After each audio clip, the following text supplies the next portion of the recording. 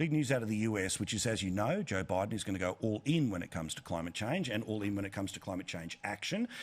Australia will, in my view, end up signing to net zero for 2050 because he wants to up all things to do with the Paris Agreement. I look forward to Bronwyn disagreeing with me in a couple of minutes' time. But today, an executive order, which of course is apparently the way this bloke thinks he can govern, which is you just write it down and declare it as an executive order and thus it becomes law, is that now climate change is at the heart of, among other things, diplomatic and national security policy. The former Secretary of State, the bloke who wanted to be president back in 2004, John Kerry, explains as now the main man on climate change. Today, in the order that he will sign, that Gina has described to you, he makes climate central to foreign policy planning, to diplomacy, and to national security preparedness.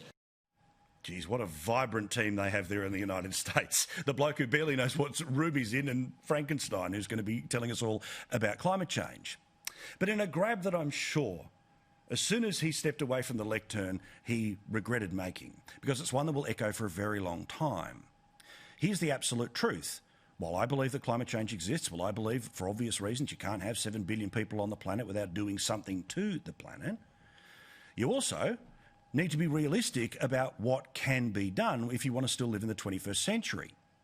Well, John Kerry has said that even if we went back to the 19th century, even if the United States went way back to the bad old days of its own history and way back before you were able to fly all over the country, to be able to make things in giant factories, well, it wouldn't actually do enough. And this is America talking. We could go to zero tomorrow, and the problem isn't solved.